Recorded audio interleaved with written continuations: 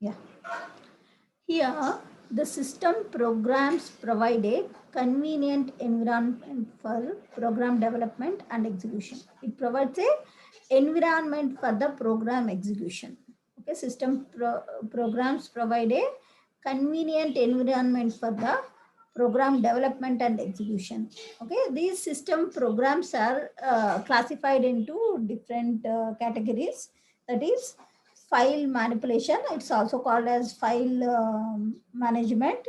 Okay, here in this file management, these system programs will create, delete, copy, or rename, print, or dump, list, and generally it manipulate the files and directories. Okay, it's a one of the category of system programs is file manipulation, where the system programs will create, delete, copy, rename, print, and list, or generally it manipulates the files and directories.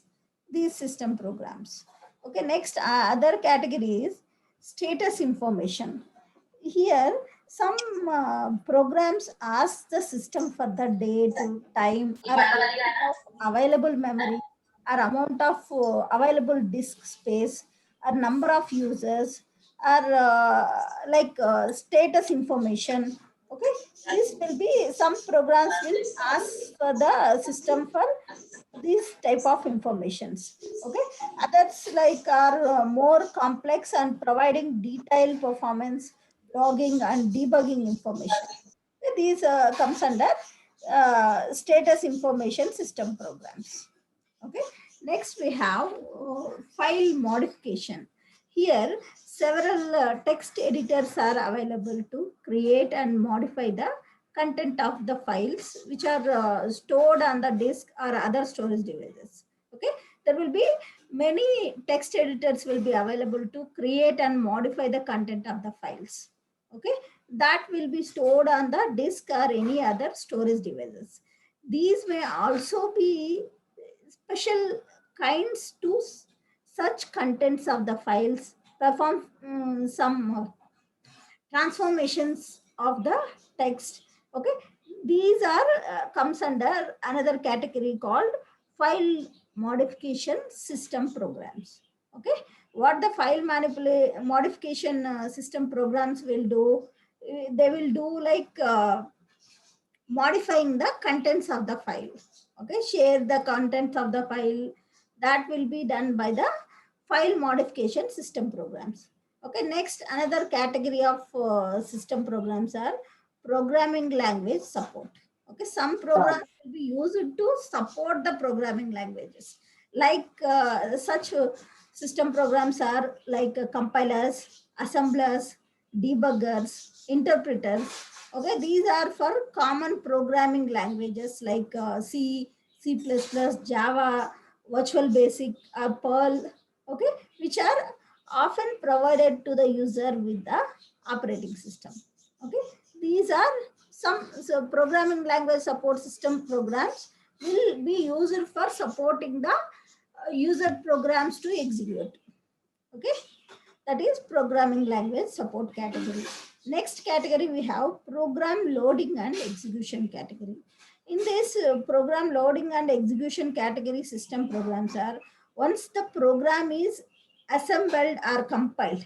Okay, once the program is compiled, it must be loaded to the memory to execute, right?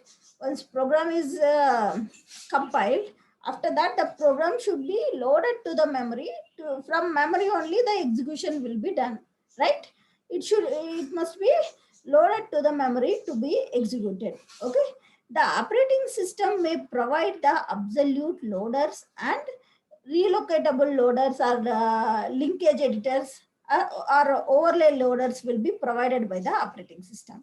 Such programs are called program loading and execution category of system programs. Okay, next one is communications.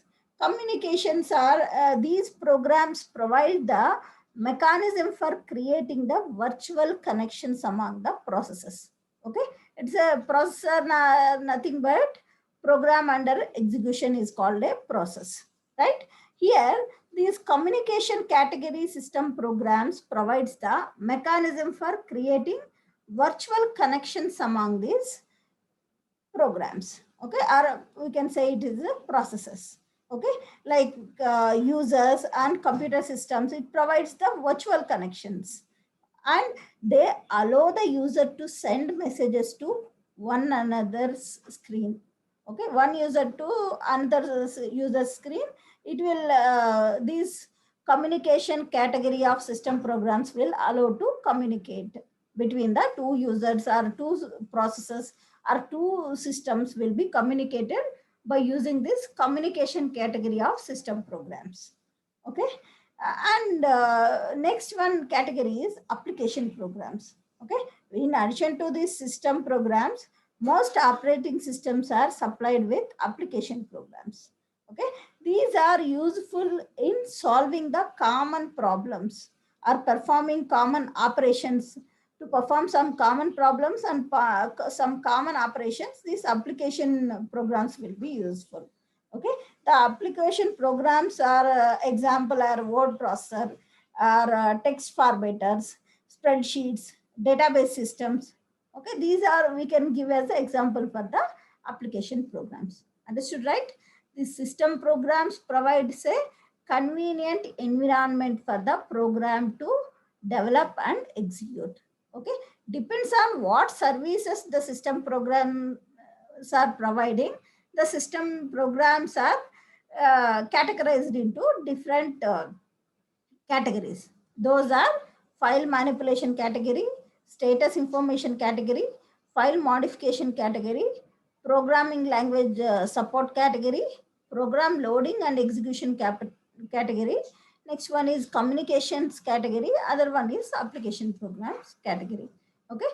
The most users view of the operating system is defined by the system programs, not the actual system calls. Okay. User view of the operating system will be defined by the system programs. That's what you need to remember here. Okay. This thing we have discussed till now about each category. Yeah, here the next one, next topic is operating system design and implementation.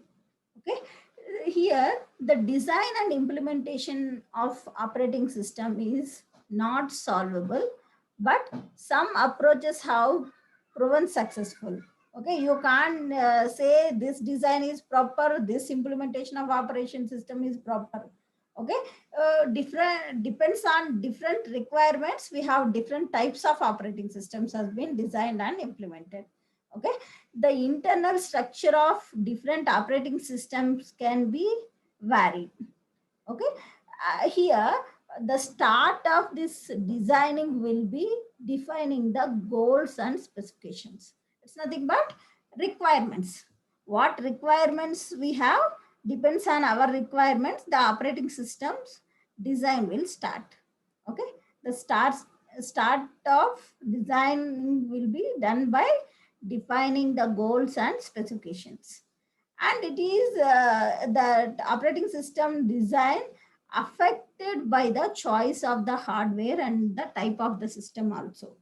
Okay, how we need to design the operating system, that will be depends on the choice of hardware which we have and types of the system which we are using. It depends on that also, the operating system design will be changed. Okay, here we have discussed that the start of operating system design will be done by first defining the goals and specifications. Here we have two types of goals. One is user goals, other one is system goals. Here the user goals are nothing but it's basically it's a comprises of the convenient to use, easy to learn, or and easy to use, reliable, safe, or fastest. This is the user goals of an operating system. What the user wants from the operating system, it should be convenient to use, it should be easy to use or easy to learn, and the operating should be reliable, and operating system should be fast, and it should be safe. This is the user goal of an operating system. Okay, Next one is another type of goal is system goals. System goals of operating system. The operating system should be easy to design, easy to implement, and easy to maintain, as well as it should be flexible, reliable, error free, and it should be efficient. These are the system goal of operating system. Okay, when we are going for designing an operating system, first we need to define the goals. And what are the goals are categorized into two different goals, that is user goals, other one is system goals. User goals are nothing but the operating system should be convenient to use, or it is easy to learn, reliable, safe, and fast is the user goals. Whereas the system goals are the operating system should be easy to design, and it should be easy to implement, or it should be easy to maintain, as well as the operating system should be flexible, reliable, error free, and it should be efficient to work. Okay, these are the system goals which we need to define it before going for operating system design. Okay, next here we discuss the important principle to separate here is policy and mechanism. Here policy means what will be done is called as policy. Okay, what will be done is specified by policy. The mechanism specifies how to do it, will be specified by the mechanism. Okay, here the mechanisms determine how to do something, will be determined by mechanism. What the policy says, that policies will decides what will be done. Okay, that is the difference between policy and mechanism here. The separation of the policy from the mechanism is very important principle. It allows the maximum flexibility if policy decisions are to be changed later. So, okay, so that always the policy and mechanism should be separated. Okay, once this operating system design is done, okay, once the operating system is designed, it must be implemented, right? It should be implemented. After designing the operating system, we should go for implementing the operating system. Here the implementation of operating system, traditionally the operating systems will be written in assembly languages. Okay, now the most operating systems are commonly written by using the high level languages. Okay, that using that high level language or assembly language, we do implement the operating system. Understood, right?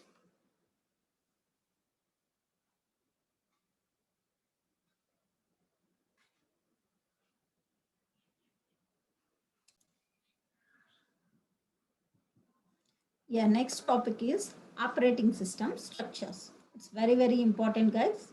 Operating system structures. For designing the system, there are different types of structures are used. Okay, here the systems are nothing but operating systems.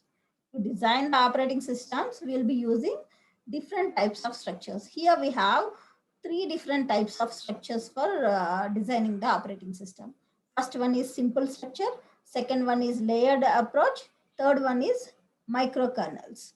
Okay, we'll discuss first the simple structure. Okay, simple structure mechanism. Here for this example is MS-DOS. Okay, simple structure operating systems are very small and simple, and limited systems are available with the simple structure. Okay, by using the simple structure, operating systems will be very small and very easy to use, and we have the limited systems with simple structure operating systems. Okay, and here the simple structures, the structure is not well defined. Okay, MS DOS is an example for the simple structure operating system. Okay, here MS DOS written to provide the most functionalities in the least space. That's what we discussed, right? The simple structure operating system will be very small. Okay, here the MS-DOS is not divided into modules here. It is not modularized structure. Okay, and it will be designed for functionality in the least space. With the less space, it is designed. Okay, although the MS-DOS has some structure, its interfaces and levels of functionalities are not well separated.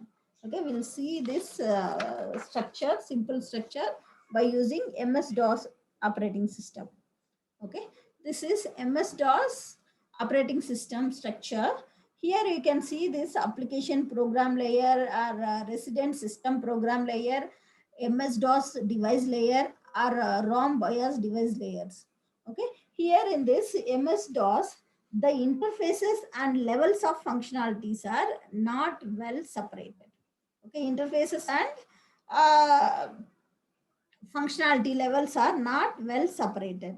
That means like the application programs are able to access the basic IO routines to write directly to the display and disk drivers. Here we are application programs directly accessing this BIOS device drivers.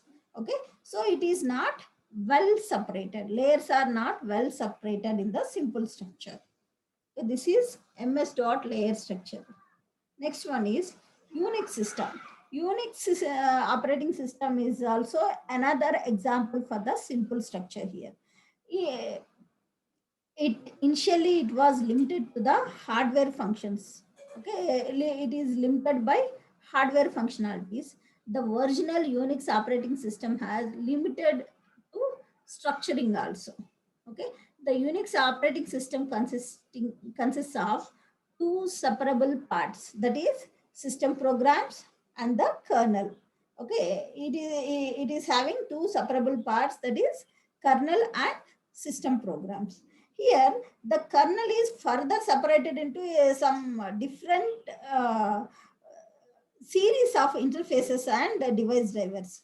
Okay, and the kernel consists of everything below the system call interface and above the physical system hardware. We'll see with the diagram this. You can see here, this is the traditional Unix system structure. Okay, you can see this is the kernel part.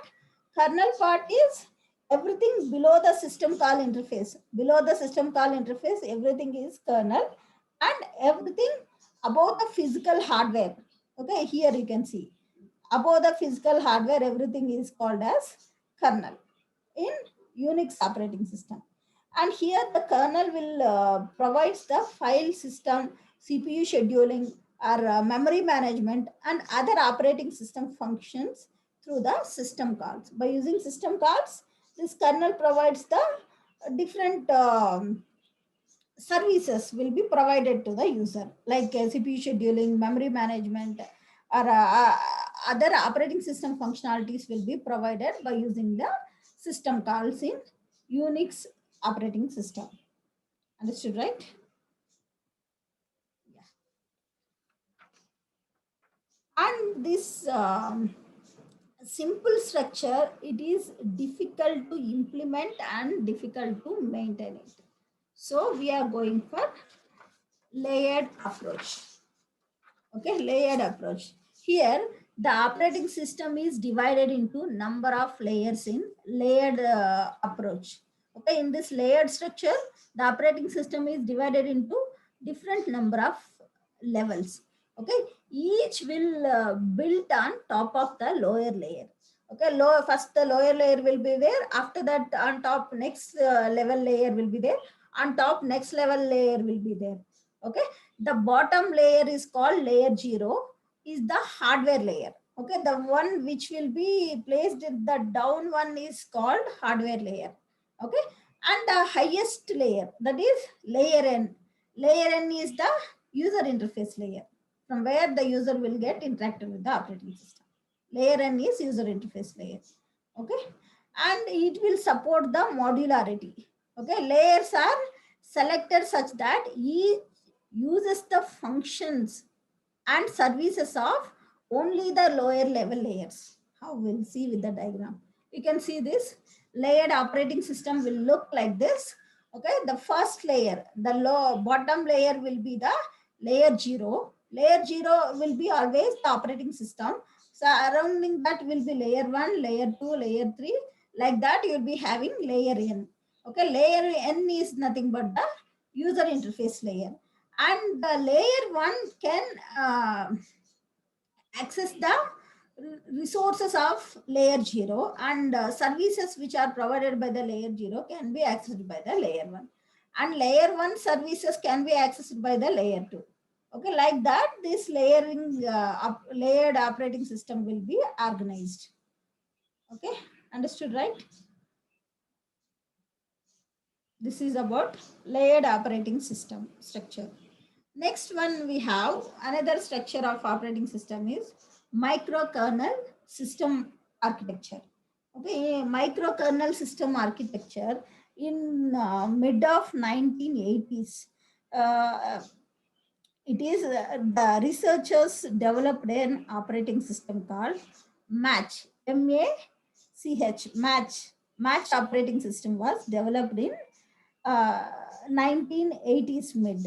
Okay, uh, that is modularized kernel using the operating system by removing the all non-essential components from the kernel. Okay, here this match operating system has been developed by removing the non-essential components from the kernel. That made the kernel as small, that is microkernel system.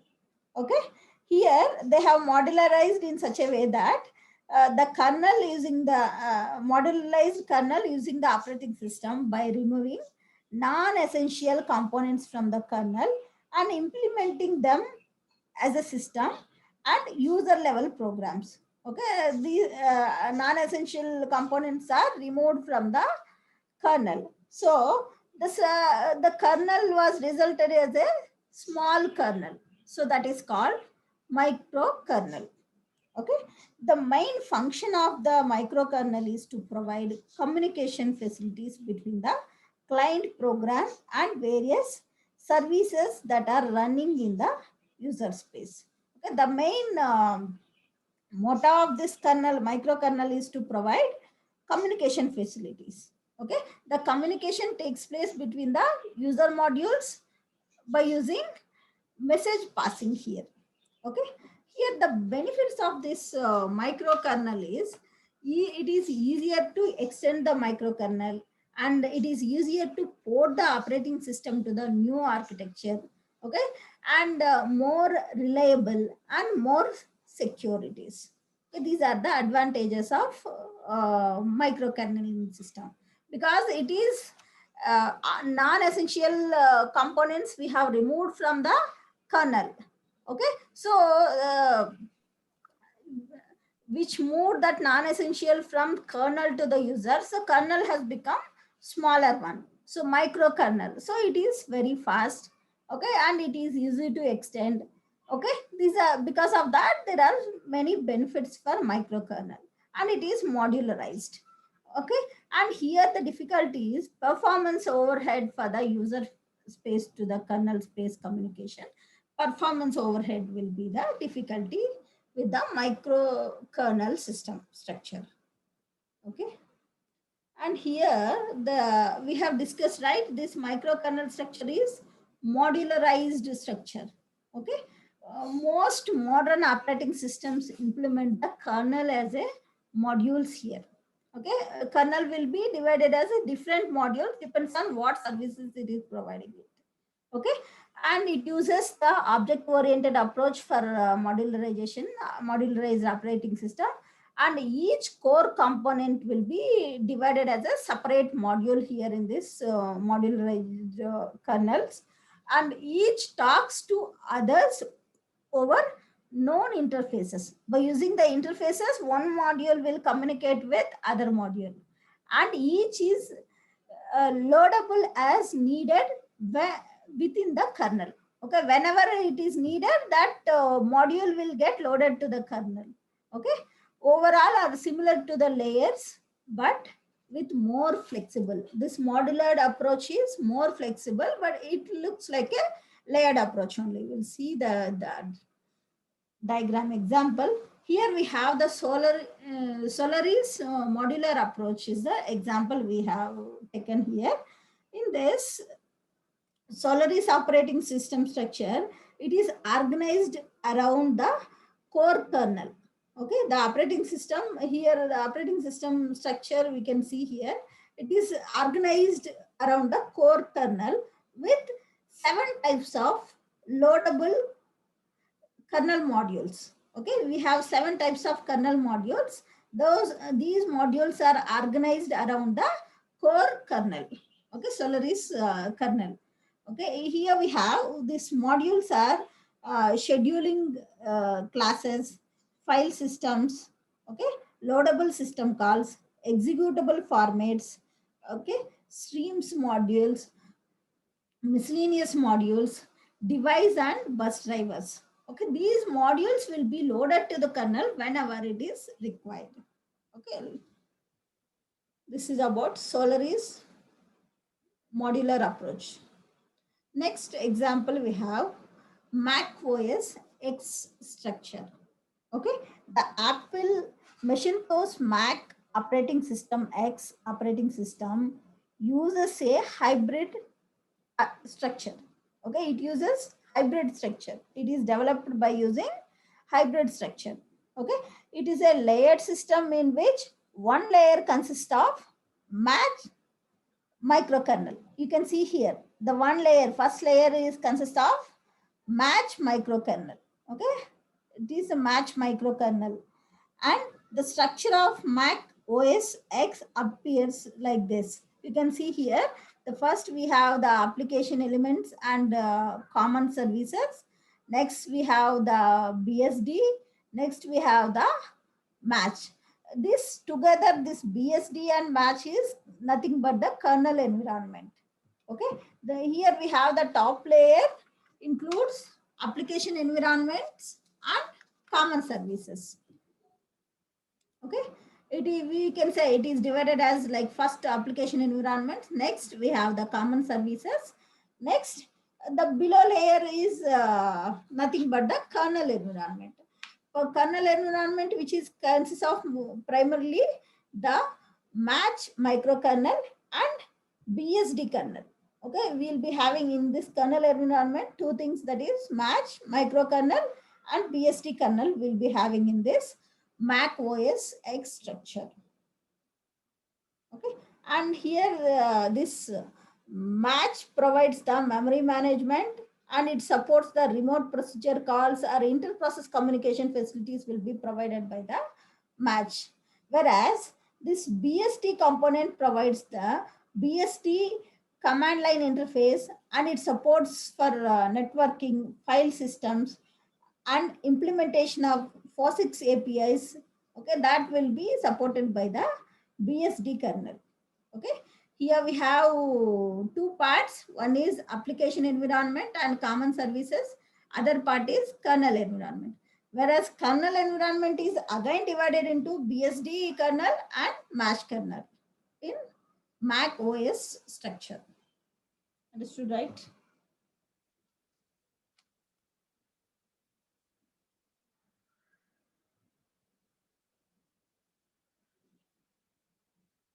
Yeah. Next, virtual machines. Here, the virtual machines takes the layered approach to its logical conclusion. Okay, which will takes the layered approach to its logical conclusion. It treats the hardware and the operating system kernel as through they are all hardware. Okay, here virtual is nothing but it's something like illusion.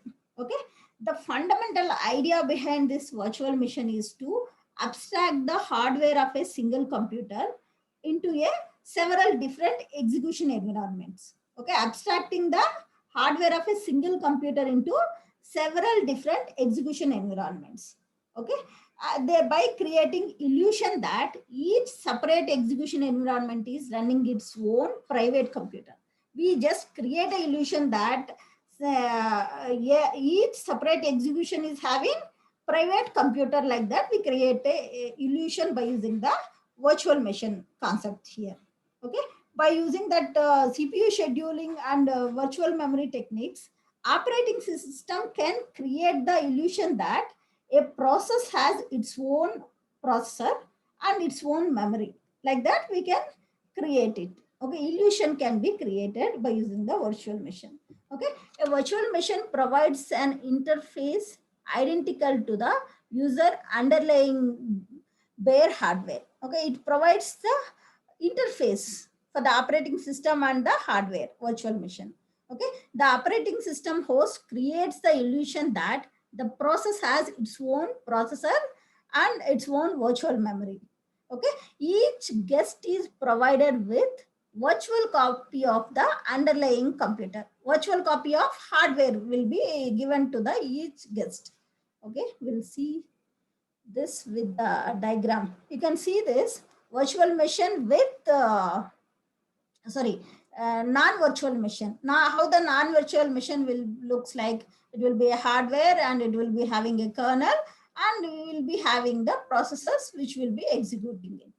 Okay, and this is called programming interface, which will separate the processors and kernel. Okay, whereas in the virtual machine you can see here hardware, on top of the hardware we'll be having the virtual machine implementation will be there. Okay, virtual machine implementation that will provide this virtual mechanism to access this hardware.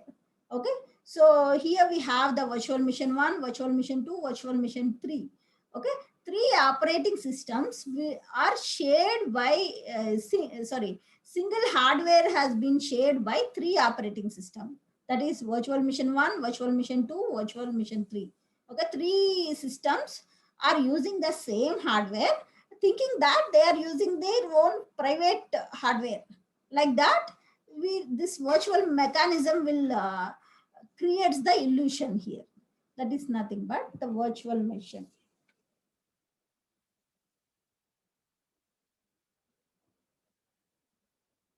Okay, example for virtual machine is VMware architecture.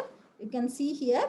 Here you have the hardware and then host operating system. Here Linux operating system is the host operating system. This host operating system which will be used to run the different operating systems virtually here. Okay, here it runs an application on the host operating system like Linux operating system that allows the host system to concurrently run the several different guest operating systems as a individual virtual operating system. You can see here this Linux is running as a host operating system. Okay, and FreeBSD, you can see here FreeBSD, Windows NT, Windows XP are running as the guest operating system here.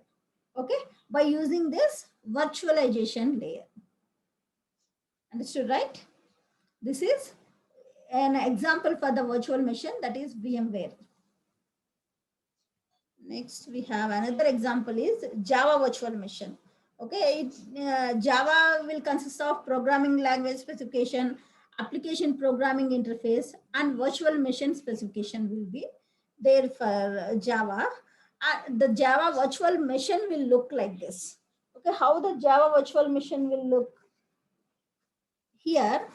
Um, First, the Java objects are specified with the class construct, right? Java objects will be specified with what class construct, right?